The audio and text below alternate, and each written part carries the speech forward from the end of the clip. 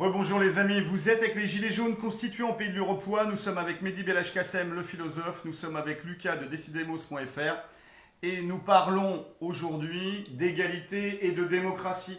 Donc deux concepts qu'on a à cœur instinctivement, sans avoir l'analyse forcément philosophique.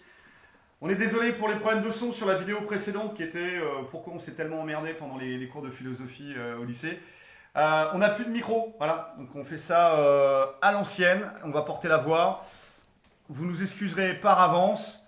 Là, on n'est pas dans la vidéo facile, la vidéo de consommation.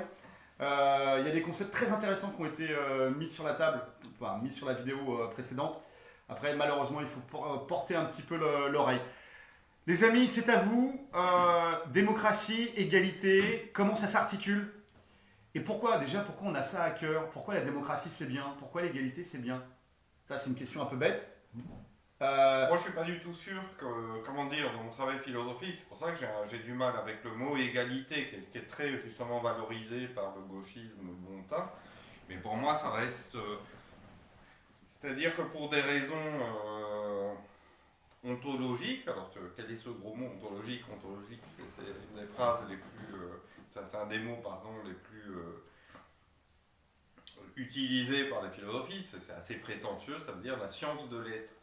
Et c'est vrai que c'est long à expliquer, mais pour moi, ce qui caractérise, et ni je m'en réjouis, ni je m'en attriste spécialement, mais c'est que la condition humaine, c'est une sorte de jet d'inégalité, tu vois. Et plus qu'on va dans la sophistication de la civilisation ou des civilisations, il y a évidemment beaucoup plus d'égalité dans une tribu de chasseurs-cueilleurs que dans, voilà, malgré les apparences en Chine, par exemple, sans parler des États-Unis, etc.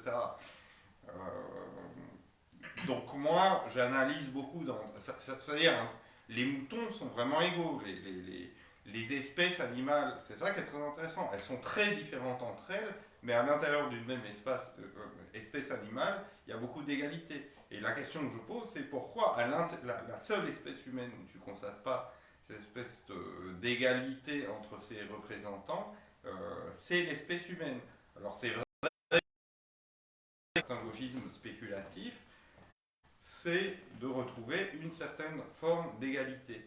Et moi je conteste ça, c'est mon côté anarchiste, non seulement politiquement, mais en fait avant d'être un anard au sens politique, je suis un anarchiste philosophique au fond, c'est que moi c'est pas spécialement l'égalité, décidément tout paravolo, Voilà, le Wi-Fi revient.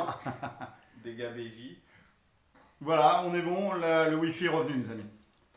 Donc voilà, après j'ai des idées sur l'égalité, c'est-à-dire l'égalité, ça serait une égalité législative. Et c'est pour ça que pour parler de ça dans mon travail, je prends toujours le paradigme du jeu, JEU. Ça veut dire, voilà, si tu prends un sport, le foot, t'as pas du tout envie que les joueurs soient égaux entre eux, t'as pas du tout envie que le défenseur méchant façon Materazzi ait les mêmes qualités que l'attaquant gracieux et artistique façon Lionel Messi. Par contre, tous les joueurs sont égaux devant les règles du jeu. Voilà comment moi je définis l'égalité. Pas du tout à un niveau ontologique, ça veut dire nous sommes égaux, parce que cet idéal-là, surtout en ce moment avec ce qu'on vit depuis 2 ans, avec cet idéal au fond à la Métropolis, tu vois, vous connaissez le film Métropolis, c'est-à-dire de nous transformer tous en robots. Effectivement, l'idéal transhumaniste, c'est qu'il y aura une extrême minorité de gens parfaitement inégaux et qui ressembleront à des dieux. Évidemment, ils se plantent complètement et c'est un délire totalement débile.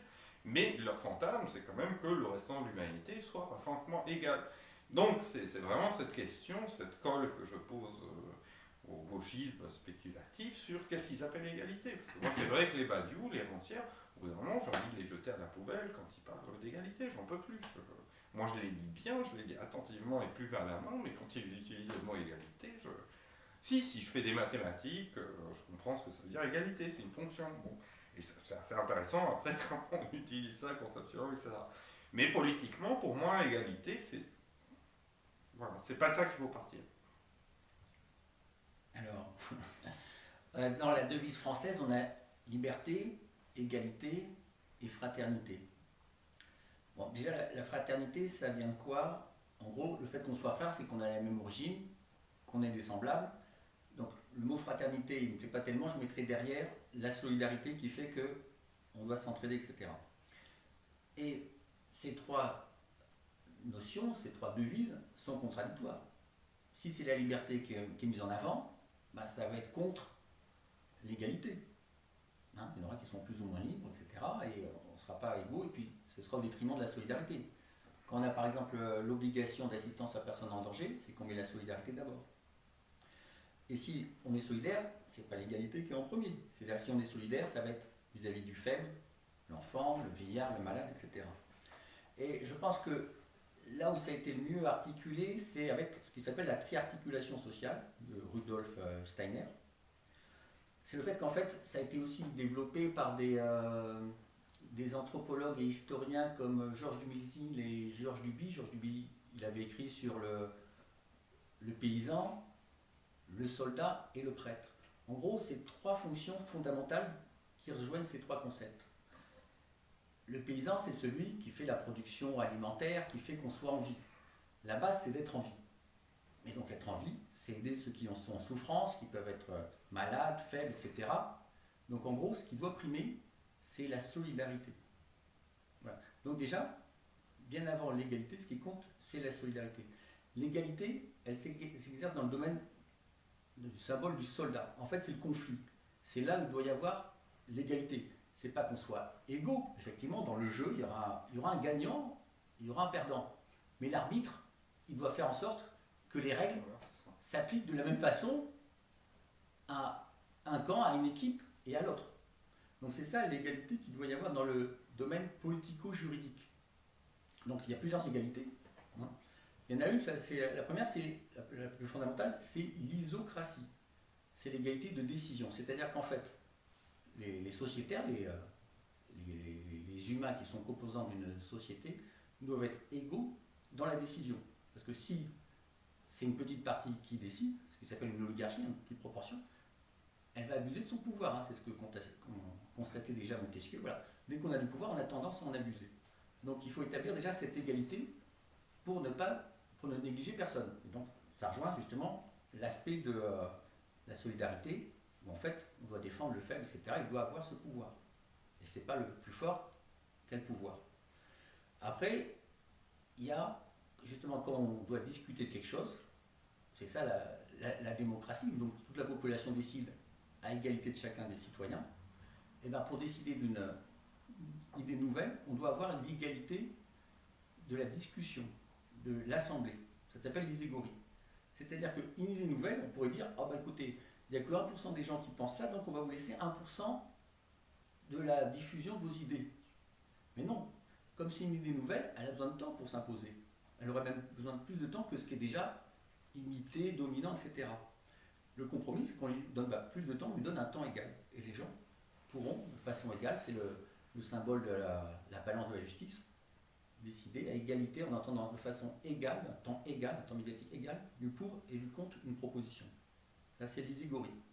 Donc ce qu'il faut avoir quand il y a un référendum, il faut qu'on ait cette égalité médiatique du pour et du contre, que l'opinion qui est minoritaire, qui est dominante, puisse accéder également à la population.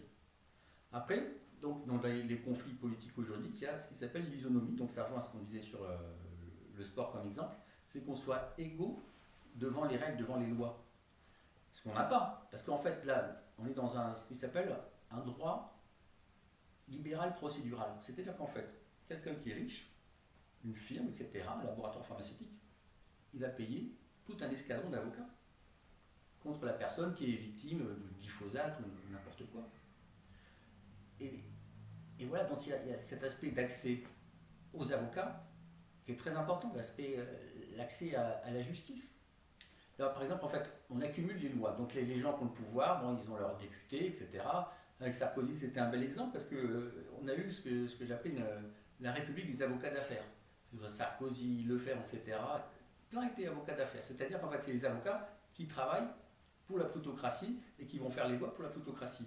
Après, qu'est-ce qui se passe? Les gens qui ont les avocats, qui se paient les avocats, les lois sont contradictoires. Donc en fait, ils vont toujours trouver la loi qui sera bonne pour eux. Ils peuvent être en lien avec les juges. Enfin, il y a tout un aspect de compromission. Et en face, le pauvre, il peut peut-être avoir, s'il est assez pauvre, j'ai envie de dire, un avocat commis d'office qui sera payé quelques centaines d'euros, qui ne pourra pas consacrer beaucoup de temps. Donc en fait, déjà, on n'est pas égaux devant la loi par rapport à ça. Donc il y a cette égalité qui est très importante. Et la liberté, en fait, je la passerai seulement en troisième. C'est-à-dire qu'elle est dans le domaine du prêtre, symboliquement, c'est-à-dire que de la création spirituelle. Mais cette création spirituelle, c'est pas elle qui doit dominer. On doit d'abord rester dans le domaine de la vie, donc le domaine de la solidarité, l'égalité, et après la création. Nous, on est dans un système où en fait c'est le libéralisme qui domine. C'est-à-dire que le libéralisme est par exemple dans le domaine économique. Donc on va dire, voilà, on peut inventer, mettre sur le marché des nouvelles substances, etc. Elles sont extrêmement peu testées, ou elles sont testées par les industriels eux-mêmes qui les mettent sur le marché. Donc en fait, ils sont jugés partis. Donc ils peuvent avoir par exemple des clauses de confidentialité dans le contrat pour tester leurs molécules. Ce qui fait qu'ils vont publier que les résultats qui sont en leur faveur. Donc en fait, on est dans un système libéral qui a tout gangréné. Le domaine politico-juridique et le domaine de la production économique, qui devrait être solidaire. Donc c'est pour ça que l'égalité est importante, plus que la liberté qu'on met en avant, mais moins que la solidarité qui doit être première. Solidarité. Égalité. Solidarité pour le domaine. Solidarité, c'est solide. En fait, c'est l'aspect de l'unité. Qu'on soit intègre, qu'on soit vivant, qu'on soit en bonne santé. Voilà. Quand la santé va, tout va, on dit. L'égalité, c'est le domaine de la dualité du conflit. Le domaine politico-juridique où les gens ont des conflits, c'est-à-dire qu'ils ont des désirs contradictoires et comment on les résout. Et la liberté, c'est le domaine du troisième et du tiers, c'est le domaine de la créativité, de l'imitation, l'innovation, etc. Mais qui doit être soumis à ces aspects fondamentaux où la solidarité, le respect des êtres vivants, des enfants, des vieillards, des malades, etc., doit primer. Ce qui fait la civilisation par rapport à une barbarie, à la loi de la jungle, où c'est la liberté qui dominerait, l'absence de règles. La règle doit protéger le faible. Donc là, on a peut-être le principe d'équité aussi. L'équité, c'est une sorte de rapport entre la solidarité et l'égalité. Voilà, c'est-à-dire que si on est devant un tribunal, le faible, on doit compenser sa faiblesse. S'il a du mal à s'exprimer, s'il est étranger qui ne parle pas la langue du tribunal, on lui met un traducteur. Si c'est un muet, on lui met quelqu'un qui peut traduire ses paroles, etc. L'avocat, normalement, doit permettre d'égaliser celui qui n'a pas les moyens avec celui qui a trop de moyens. Là, ce n'est pas le cas, puisque en fait, le riche peut se payer plein d'avocats, contrairement au pauvre. Donc voilà, c'est ça l'équité. C'est amener une égalité là où on est inégaux. Voilà. Solidarité, égalité et liberté. Voilà, dans cet ordre-là. Et c'est intéressant, la Révolution française, c'était l'inverse. Liberté, égalité, fraternité.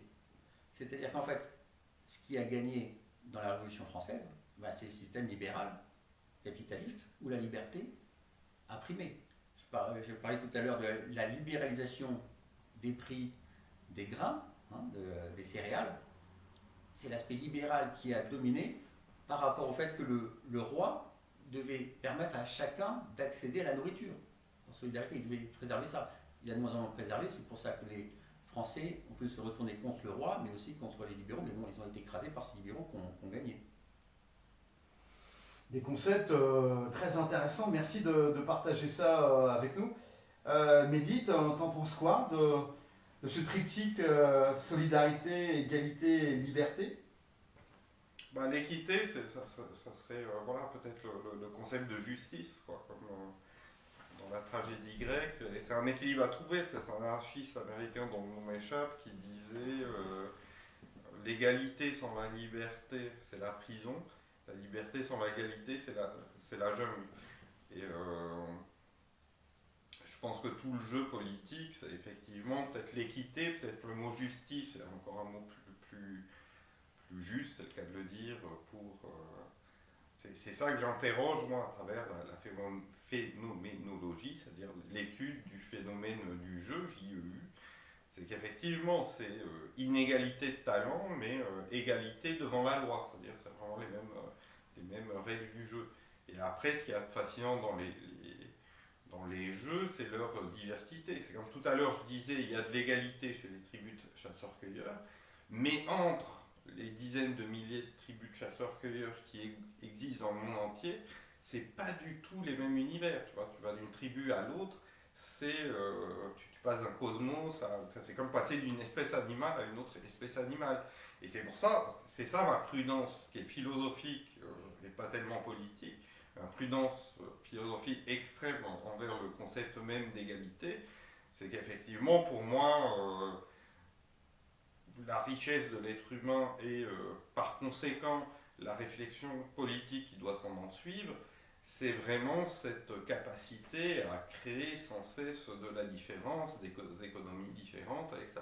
Et c'est vrai que ce qui me fascine, bon, tu disais Girard, tu as cité Jared Diamond qui est très important pour moi. Bon, il y avait mon ami David Graeber, et lui il a très bien saisi ce lien entre anarchisme politique et anthropologie, parce qu'il voyait cette diversité, tu vois, des règles que tu peux te donner politiquement. Quand tu passes d'une tribu de chasseurs-cueilleurs à une autre, tu passes d'un univers, d'une représentation du monde, d'un monde symbolique, etc. Et d'une manière tout simplement au quotidien de partager les choses et d'être solidaire. Évidemment, chez les tribus de chasseurs-cueilleurs, la solidarité c'est une question de survie. C'est pour ça que moi je me réjouis de la situation actuelle. Parce que si on n'est pas solidaires les uns des autres, on crève. C'est ça qui va nous arriver. Si on ne crée pas les réseaux de solidarité les plus puissants possibles, on va tout simplement y passer. Et ce qui me gêne avec l'égalité, par exemple, en ce moment, voilà, on est tous égaux devant le virus, on est tous égaux devant le vaccin. Voilà. Dans la tradition, à un moment, la tour de Babel. Mm-hmm. Tous les peuples avaient la même langue et se sont mis à construire cette énorme tour, etc. Et finalement, à un moment donné, ils ne se sont plus compris. Il y a, comment dire, il y a un fond. Est-ce qu'il n'y aurait pas quelque chose à en tirer, cette histoire de la tour de Babel?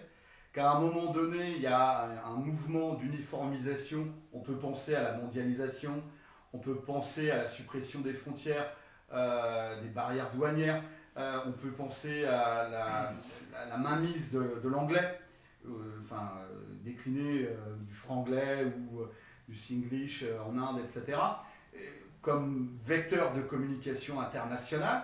Donc il y a cette puissance et cette direction. Mais c'est exactement ce que je disais, et c'est ça le doute, la suspicion que je jette philosophiquement sur le concept même d'égalité. C'est que pour des raisons très profondes, et alors là je pourrais déployer des argumentations très très longues et sophistiquées, mais ça marche pas. Tu vois, cette histoire de mondialisation, ça ne peut pas marcher. Comment tu veux égaliser les Indiens avec les Africains, avec les Européens, avec les Américains du Sud, avec les Américains du Nord, avec les Inuits, avec les tribus de chasseurs-cueilleurs? Enfin, c'est ça que je dis de manière humour noir dans mon livre. Enfin, est-ce que Bill Gates il veut aller vacciner même les tribus d'Amazonie? Enfin, je veux dire, c'est ça le nouvel... Tu vois la méfiance que j'ai envers Parce que c'est un concept qui semble très généreux en disant « Ah, on est contre les inégalités », mais ceux qui sont au sommet, si j'ose dire, de l'inégalité, c'est-à-dire les oligarques number one, eux aussi ils sont passionnés par l'égalité. Eux aussi, il n'y a pas qu'un Bayou et Jacques Antier et Slavoj Zizek et ça m'intéresse beaucoup dans le travail philosophique, comment un concept est perverti par ce qu'il est censé combattre. J'en ai quand même donné des exemples très concrets tout à l'heure. Donc voilà, toujours... Il y a une domination. Je suis là pour embêter un peu sur cette question d'égalité, ça c'est sûr. Il y a une domination qui met en avant des tas d'égalités pour cacher une inégalité. Par exemple, quand il y a eu la dernière Assemblée nationale élue avec Macron, on a dit jamais on a eu une Assemblée nationale aussi jeune et aussi féminine. Donc c'est de l'égalité puisque il y a plus de jeunes, alors d'habitude c'est des vieux, et puis il y a plein de femmes, alors d'habitude il y a beaucoup d'hommes. Mais en fait, cette égalité qu'on met en avant, ça cachait une inégalité à un point qu'on n'a jamais eu avant dans les assemblées nationales précédentes. C'est-à-dire que la proportion de riches, de classe sociale supérieure, a augmenté. Et le QI a beaucoup baissé aussi. Peut-être. Je ne sais pas s'il y a un test là-dessus. Donc c'est ça, c'est-à-dire qu'en fait, la Révolution française, elle met en avant, voilà, c'est les droits de l'homme et du citoyen, mais comme j'ai dit, on sort d'une société d'ordre où on essaie noble ou du tiers-état, mais en fait, c'est les classes. C'est-à-dire, en fait, l'inégalité, je vous dis, c'est la plutocratie, c'était en fait les chiffres qu'on a sur le compte bancaire. C'est ça qui fait la société de classe qu'on a depuis 2 siècles. Et donc, on va mettre en avant, voilà, faut soutenir les femmes, faut soutenir les gens qui sont de races différentes, les jeunes, etc., etc.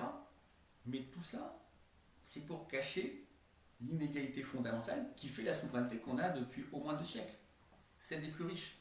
Mais il se renouvelle, parce que là, on a le C'est pour ça qu'il wokisme. faut que je sois très clair. Moi, je suis très rousseauiste et très anti-nietzschéen. C'est-à-dire que, pour rester dans le débat philosophique, je suis très anti-nietzschéen parce que Nietzsche, il est vraiment pour l'inégalité, mais au sens eugéniste, au sens ultra hiérarchisé, et c'est pas du tout ce que je défends.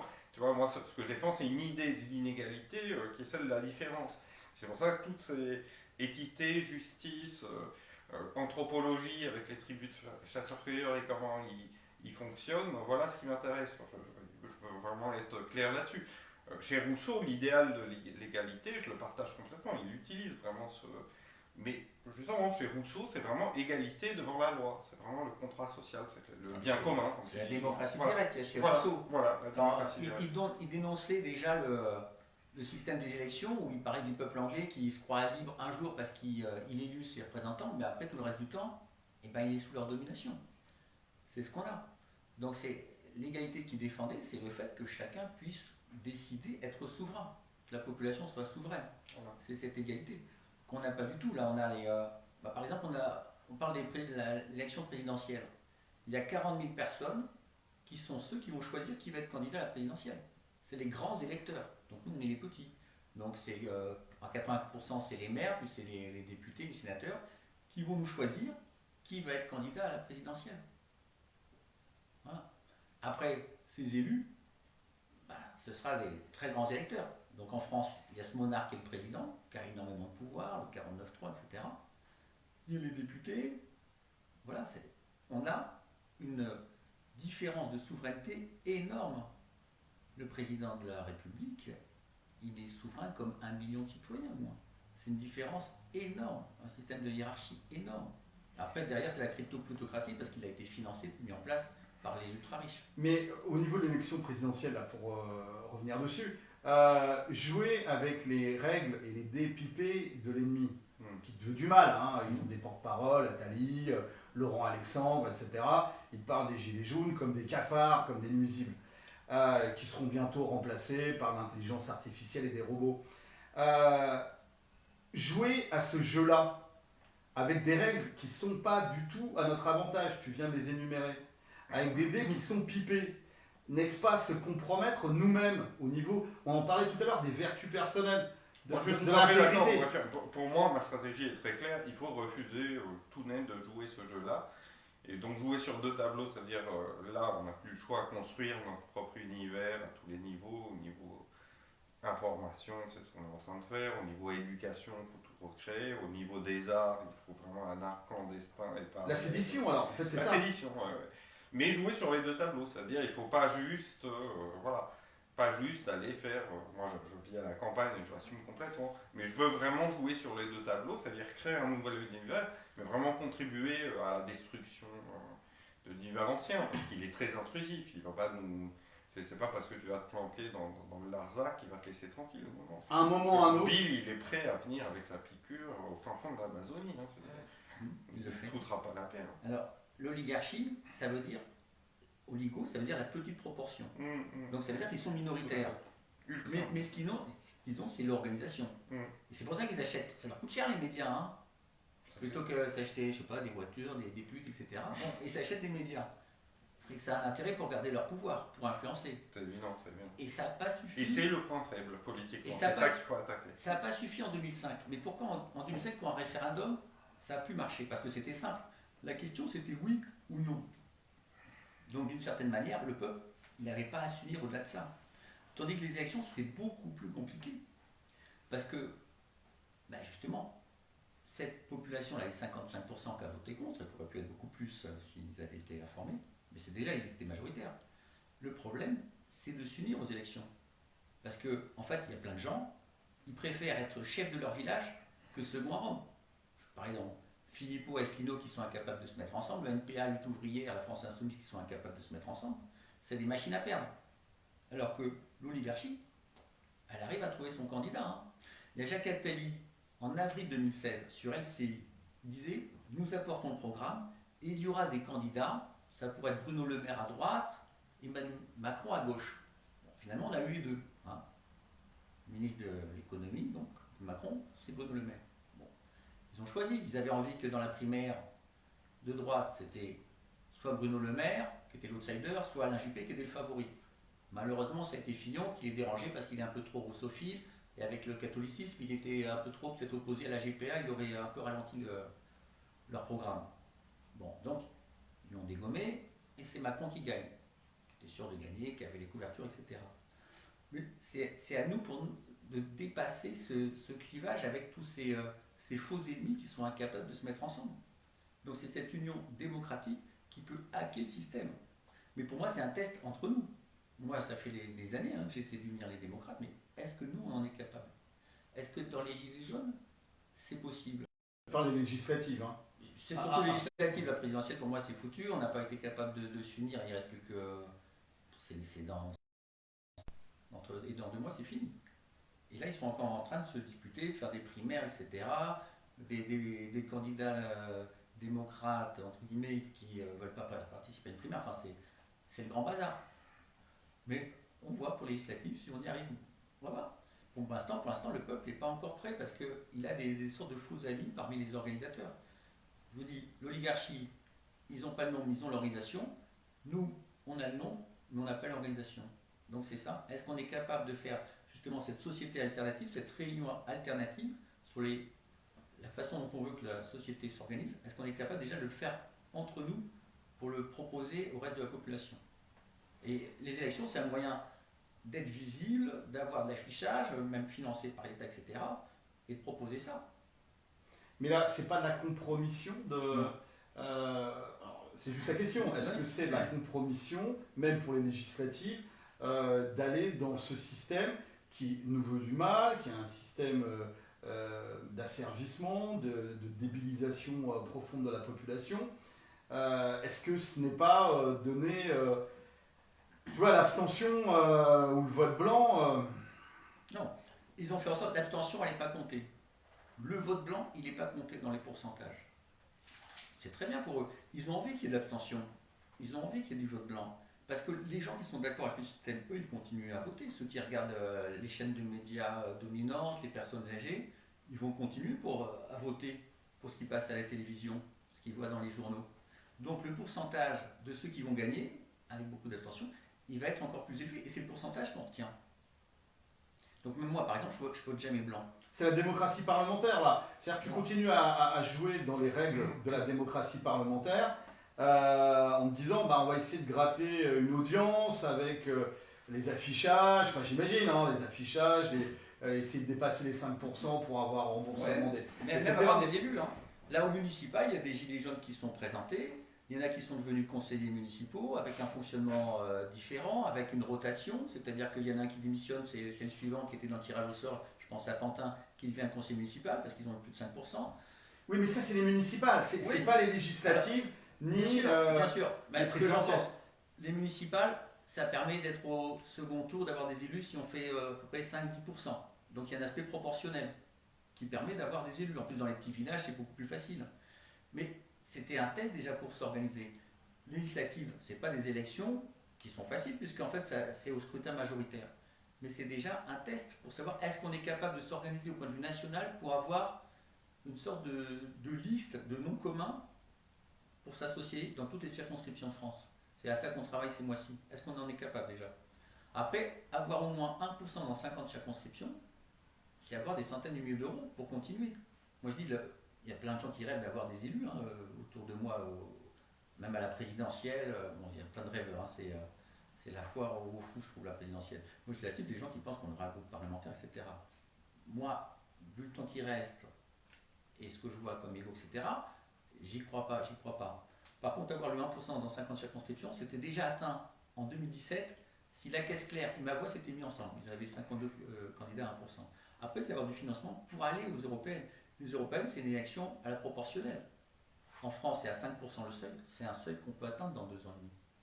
Dans la moitié des pays de l'Union européenne, c'est 1% le seuil. En Allemagne, le Parti pirate a eu un élu avec un peu plus de 1%. Et là, c'est pendant les 2 ans entre les législatives et les européennes, en 2024, c'est le moment de s'unir au point de vue international. Faire une internationale démocratique. Et donc, pour moi, l'enjeu, c'est est-ce qu'on sera capable de faire cette union démocratique. Moi, j'y travaille, et voilà. C'est une aventure en même temps, hein, parce que c'est pas facile. Donc là, bien évidemment, on est dans l'optique et l'option légaliste. Hein. Moi, oui, parce que pour moi, il y a un aspect de légitimité quand même. C'est-à-dire que quand il y a eu la présidentielle, Macron au deuxième tour, il a eu plus de 20 millions de voix, Marine Le Pen a eu plus de 10 millions. Les gens qui protestent dans la rue, quelle est leur légitimité? Combien représentent? Est-ce qu'ils sont capables d'avoir une organisation? Est-ce qu'ils ne sont pas en train de se bouffer entre eux, etc. Pour moi, la légitimité d'une action insurrectionnelle, c'est si l'aspect légal n'a pas été respecté. Si on arrive à gagner des... Mais 2005, les Gilets jaunes et la pandémie, il n'y a plus d'aspect légal. Il n'y a aucune légitimité en fait dans le système. Il n'y a plus de constitution, il n'y a plus rien. Bah, je parle de l'élection. Il n'y a pas eu de triche. Je parle de l'exemple pour l'exemple. 2005, regarde le référendum, 2005. Mais justement, ils ont respecté les règles, c'est ça. Ils n'ont pas respecté le fond, mais ils ont fait un autre texte. Parce que c'est facile. On a voté sur un texte qui faisait combien? 150 pages, enfin qui était énorme. La loi et l'esprit de la loi, d'accord. Voilà. Donc, quand les gens ont voté contre à 55%, ils ont voté contre quel aspect? Vous voyez ce que je veux dire? C'est ça le problème. Quel aspect ils ont voté? Donc, 3 ans après, en 2008, avec le traité de Lisbonne, ils ont fait un autre texte. Mais c'était le traité constitutionnel. Oui, enfin, il y avait c'était affaibli quand même hein, sur l'aspect constitutionnel pour être encore plus coercitif. Mais ils ont mis l'essentiel. Mais moi que je ne connaissais même pas en 2005, la création monétaire, je ne savais pas qu'il y avait ça. Donc légalement, ils ont respecté les choses. Mais je veux bien que légalement ils aient respecté. Ok, on va dire là, sur les 2 dernières années au niveau de la pandémie, ils ont broyé tout, tout le socle en fait du contrat social. On est dans un État qui est ségrégationniste actuellement, sur des bases sanitaires. Donc la Constitution, le Conseil, enfin tous les conseils d'État, les CNOM, les ordres des médecins, etc., les contre-pouvoirs, il n'y a plus aucune légitimité. Mais est-ce qu'on a une majorité des Français avec nous? Est-ce qu'on va gagner la présidentielle? Est-ce qu'on a une majorité des Français contre nous? Bah, je veux dire, je peux te retourner aussi la question. Ah bah, je pense qu'on ne l'a pas avec nous. On n'est pas encore... L'alternative, on ne l'a pas encore assez organisée. C'est balbutiant. Hein. La démocratie, on ne sait pas la pratiquer. On la pratique pratiquement jamais. Même à l'école, on élit un délégué de classe, etc. Mais on ne sait pas faire des référendums, etc. On regarde sur la partie populaire de la population. Et par rapport aux Gilets jaunes. Les Gilets jaunes, ça a été l'avant-garde révolutionnaire, évolutionnaire du peuple. C'est des gars qui ont pris sur eux, comme les voisins, comme les collègues au travail. Mais le collègue au travail, bah, il préférait jouer à la PlayStation, l'autre à se branler devant Internet, et l'autre à la mère de famille qui, non, se prenait en main et allait sur le rond-point. Et pourtant, et les gars, quand tu leur parles, bah, évidemment, tout le monde est pour le bien commun, on n'arrive pas à se faire soigner les dents, on est en désert médical, enfin bref. Il y a aussi ce côté avant-garde, tu vois, les filles qui mouillent le maillot, qui se font gazer, qui se font nasser, qui se prennent des amendes, qui se font de la tôle, qui perdent des yeux, etc. Il y a aussi cette dynamique-là d'avant-garde que tu retrouves actuellement avec la bourgeoisie, enfin la classe moyenne, la petite bourgeoisie en milieu urbain. Par exemple, les urbains ont très peu suivi les Gilets jaunes au départ. Très très peu. Mais quand on était en contact dans les manifs, tout le monde était pour les Gilets jaunes. Le 1er décembre, il y a même des bourgeois dans le 7e qui descendaient. Alors ils étaient un petit peu paniqués, hein, puisqu'il y avait les fliquettes qui avaient des flingues plus gros qu'elles. Au Carrefour, elles ne savaient pas... bon. Mais que se passe-t-il? Ah bah non, les Gilets jaunes, oui, c'est très bien, vous avez raison. Même nos gamins jouent avec des enfants de Gilets jaunes à la campagne. Alors vous imaginez. Donc finalement... tu vois, on avait été dans la tanière de BHL, Boulevard Saint-Germain, là, comment ça s'appelle, c'est à côté de la brasserie libre. Tu vois, les gilets jaunes, on a débarqué à deux, hein. On a mis le silence en 30 secondes dans toute la brasserie parce qu'ils pensaient qu'on venait les égorger. Tu vois, et on est venu prendre un café. Mais l'affaire, c'est qu'après, tout le monde est venu prendre des photos avec nous, nous parler, etc. Il y a aussi un effet d'entraînement au niveau de l'avant-garde. Et là, on est dans un processus révolutionnaire, puisqu'historiquement, quand les prolétaires, enfin, la classe populaire, on va dire, alors, je ne te parle pas du lumpen prolétariat, hein, les gars qui sont, j'allais dire, shootés aux jeux vidéo, à la branlette compulsive, et puis, tu vois, ils sont complètement dans la dépression. Voilà. Je te parle des gens qui se prennent en main, qui ont encore, et qui acquièrent cette conscience politique. Donc les gilets jaunes, quand ils rencontrent la classe moyenne urbaine, c'est tous les apéros, réinfo Covid, réseau RSA, etc. Qui apporte de la radicalité dans l'affaire? Qui éclaire sur les causes et pas seulement les conséquences? C'est les gilets jaunes. Et les gilets jaunes, ils sont partout. Et tous les réseaux, tous les gens des réseaux RSA sont gilets jaunes. Alors, ils n'osent pas le mettre, hein, et ils n'osent pas le brandir. Non, surtout pas de bannière, surtout pas de banderole ou de gilets jaunes. Mais les gilets jaunes n'ont rien à foutre. Le disent, le gueulent, etc. Donc, il y a aussi cet effet d'entraînement dans une vision, j'allais dire, un petit peu décalée, qui est ce processus révolutionnaire, qui est enclenché de toute façon, puisque ce système est mort. Alors, moi, ce que j'ai vu avec les régionales, c'est effectivement qu'il y a une alliance entre les gilets jaunes qui étaient déjà là et une classe moyenne bourgeoise, les gens de Neuilly, etc., qui sentaient l'oppression venir sur eux. Et ils sont alliés pour aller, bon, moi j'ai vu ça avec France Démocratie Direct, où la première réunion, on était moitié gilets jaunes, moitié des gens de Réinfo Covid, etc. Après, les gilets jaunes avaient 1 an et demi quand il y a eu les municipales. Moi j'incitais à aller, organisez-vous, aller aux municipales, etc. Sur les 35 000 communes, il y a eu quelques centaines de listes, disons démocratiques, dont certaines avec des gilets jaunes. Mais ça a été rare. Il y a eu Breuil dans l'Oise où ils ont fait 16%, avec Marc Boyer, il y a eu Pantin, etc. Tu sais très bien que quand tu es dans le processus productif, la tête dans le guidon, en zone périurbaine ou rurale, tu t'es construit pendant des années en déléguant à des représentants, que ce soit des syndicaux, Martinez, tout ça, on savait que ils sont graissés par leur... Mais bon, tu vois, et à défaut de mieux. Et pareil pour les politiques. Et c'est très compliqué, moi je te dis à titre personnel, cet éveil de conscience politique. Alors par contre c'est inéluctable, hein, c'est irréversible. Hein. Quand t'as pris la pilule rouge, revenir en arrière, c'est mort. Et ça a foutu des merdes pas croyables dans un nombre innombrable de familles. Je te reconnais plus, etc. T'es possédé. Je suis gilet jaune. Il y a eu cette démarche, et c'est limite c'est biologique ou anthropologique cette affaire-là.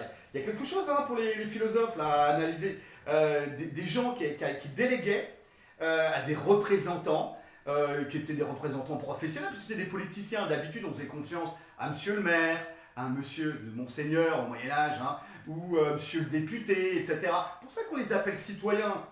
On les met à leur vrai niveau.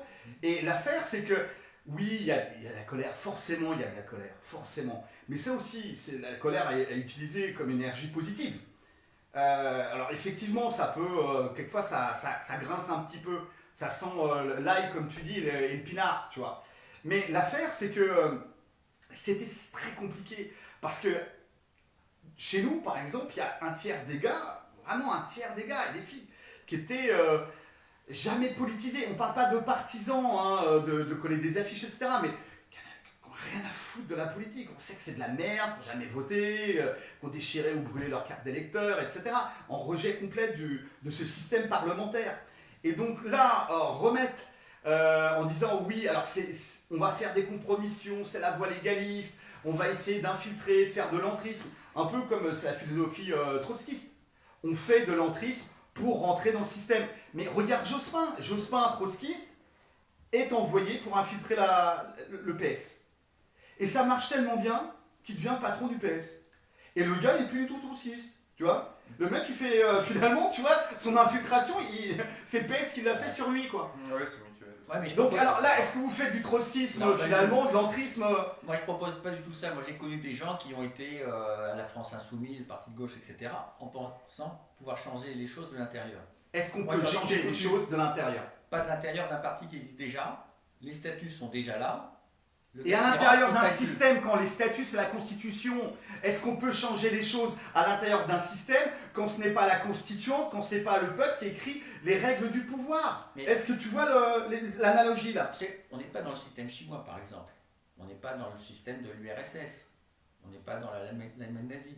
On est dans un système où ils mettent des principes magnifiques et ils laissent le système électoral. Et ils ont laissé un référendum en 2005, ils ont perdu. C'est-à-dire que notre problème, ce n'est pas l'aspect légal, c'est l'aspect de est-ce qu'on est capable de s'organiser. Je dis, bien sûr, les gens, la classe populaire, ils ont leur travail, ils ont des tas de soucis, le chômage, etc. Donc c'est très très difficile. Le prix du gasoil, le prix du gaz, de l'électricité, de la bouffe. Mais l'insurrection, ce sera encore plus difficile. Hein. Il y a 350 000 personnes en armes, etc. Et on n'aura pas la légitimité, on aura les médias contre nous si on utilise la violence. On n'a aucune chance avec la violence. Je suis plus partisan de ce qu'a fait Gandhi, etc., qui se battait contre ceux qui avaient les armes. Eux, ils avaient le nom, ils pouvaient faire la résistance passive. Nous, on a en plus le système électoral, ce que n'avait pas Gandhi. Alors, c'est le concept de résistance passive. Et puis, c'est d'utiliser les armes de l'ennemi. Il se piège avec le système électoral si on sait s'organiser. C'est-à-dire qu'avec la majorité, on gagne. Mais même en ayant déjà 10%, on rentre dans le système avec une organisation différente, où nos élus, ils s'engagent à respecter la volonté populaire et à faire des consultations tout le temps de leur mandat. C'est-à-dire que ce ne sera pas n'importe quel élu. Les élus là, qu'on a, quelques centaines à l'Assemblée nationale, ils votent ce qu'ils veulent. D'une certaine manière, ils représentent qu'eux-mêmes. Mais nos élus, ils peuvent s'engager, hein, selon l'article 27, il est marqué que tout mandat impératif est nul, mais après, le vote des élus est personnel. Et bien personnellement, ils peuvent s'engager à avoir signé un contrat comme quoi ils s'engagent à respecter la volonté populaire et à la consulter tout le temps de leur mandat. Et ça va, même si on avait un seul élu comme ça, ce serait l'élu de tout le peuple. Je dis, mais celui-là, il ne va pas voter tel qu'il veut, il votera tel que la consultation qu'on aura sur un site internet ou des assemblées locales l'aura décidé. Alors, ça va hacker le système. Pour aller dans ton sens là-dessus, c'est clair que la politique, c'est un rapport de force. Les Gilets jaunes, ça a été un rapport de force dans la rue. Hein, il était prêt le 8 décembre à partir en hélicoptère. Le MEDEF a lâché plus de thunes qu'il n'avait jamais lâché avant. C'est un rapport de force. Et ce rapport de force a fait passer des idées de Gilets jaunes, en particulier le RIC, l'a fait passer dans un certain nombre de partis institutionnels. Ils se disent, pour essayer de gratter des voix, essayer de... Bon, voilà. Alors, ça va être des RIC bidons, ça va être... Tu peux imaginer. C'est un peu comme la France Insoumise qui a été piqué son programme de 2017 chez Gentivirus d'Étienne Chouard. Ouais. Ils ont pris concept et ils l'ont détourné en faisant une constituante avec, on avait attrapé Mathilde Panot à la sortie de l'Assemblée nationale et elle nous expliquait que, bon bah oui, la constituante, il y aura 80 à 90% de politiciens professionnels pour encadrer 10% de connards qui pourront être tirés au sort, hein, bien sûr. Bon, vous imaginez bien que... Ouais, c'est les renards et les poules ensemble, oui. Voilà, la constituante, elle doit venir de la base, voilà, et ça ne doit pas être des gamelleurs qui vont l'écrire. Mais il y a cette pression, en fait. Effectivement, ça va dans ton sens, ce rapport de force, pas seulement dans la rue, mais aussi qui diffuse à partir de la rue, fait rentrer, gagne finalement la guerre culturelle. Sur la guerre culturelle, je voudrais dire quelque chose. Après le référendum de 2005, les politicards se sont rendus compte de ce que voulaient les citoyens, qui voulaient décider. Il y a eu des débats énormes en 2005. Vraiment, c'est un éveil politique. On n'a pas l'habitude. On n'est pas en Suisse, on n'a pas des référendums d'habitude. En 2006, il s'est créé le MoDem, le mouvement démocratique de Bayrou, qui a attiré du monde. Il y a plein de gens qui ont cru que ce serait démocratique. De l'autre côté, au Parti socialiste, il y a Ségolène Royal qui a fait le désir d'avenir, en promettant qu'il y aurait de la démocratie interne. Ces deux partis, ils n'ont jamais eu autant d'adhérents. Mais des gens qui ont été dégoûtés, parce qu'en fait, ils sont aperçus que les décisions n'étaient pas démocratiques. En fait, l'essentiel des partis classiques, le pouvoir il est dans la commission électorale, c'est-à-dire là où il décide qui va être candidat et va avoir un poste, va faire carrière, va être élu, etc. Bon, les gens s'en sont détournés. Là, au municipal, il y a la maire Anne Hidalgo qui disait à sa campagne, je ne suis pas la candidate d'un parti, je suis la candidate d'une plateforme citoyenne. Ils utilisent notre langage, en faisant semblant d'y répondre. Je vais vous donner un exemple. On a le droit de le faire parce que moi j'étais assez choqué. J'ai vu que Julien Bayou, le secrétaire général des Verts, était un membre de Décidemos. J'ai regardé dans les statuts des Verts, c'est compatible. Bon, ils ont le droit de faire d'être dans plusieurs partis, mais que les valeurs soient à peu près les mêmes. Bon. Et je le voyais dans Wild Civic, qui est un lieu où on parle de démocratie, etc. Il venait là pour prendre des idées. Et bien sûr, c'est pas pour les respecter, c'est pour faire sa carrière. Même là, j'ai vu, Julien Bayou, il a voté à plus important référendum qu'on ait fait ces derniers temps. Est-ce qu'on est d'accord avec la coalition qu'on fait avec la dynamique populaire constituante de Jacques Tikhonov pour aller aux législatives selon certains principes? Il a voté, je ne sais pas ce qu'il a voté, le vote est secret, mais on peut dire qu'il a voté. Comme on a le droit de savoir en France qui a voté. Si Cécilia Sarkozy a voté à la présidentielle pour son mari ou pas, on a le droit de le savoir. Et chez nous aussi, on a le droit de le savoir. Donc ces gens-là, ils savent ce que veulent le peuple et ils font semblant d'y répondre. Mais d'une certaine manière, c'est un aveu d'échec. C'est-à-dire qu'ils se rendent compte qu'ils sont en fin de règne. La différence, c'est que nous, il faut qu'on prouve que notre organisation, elle correspond vraiment au mot qu'on utilise. Ce que n'a pas fait ni Bayrou, ni Ségolène Royal, ni Anne Hidalgo. C'est d'avoir ces statuts démocratiques et ce fonctionnement démocratique qui pourra faire effet boule de neige. C'est ça qui peut faire avancer la confiance des citoyens quand ils voient que c'est vraiment concret, que quelqu'un qui adhère à notre coalition démocratique, eh ben, sa voix, elle va compter exactement pareil que celui qui a été l'initiateur. Voilà, c'est là on revient à l'égalité, l'isocratie, une personne, une voix, une souveraineté égale de chacun. Citoyen, merci pour toutes ces pistes de réflexion. Mehdi, tu veux... Non, c'est fini. Là, c'est bon. Là, on est bien. Force et honneur, les amis, on lâche rien. Ce n'est pas aux hommes de pouvoir d'écrire les règles du pouvoir. Mort à la dette, à bas l'usure et vive le bien commun.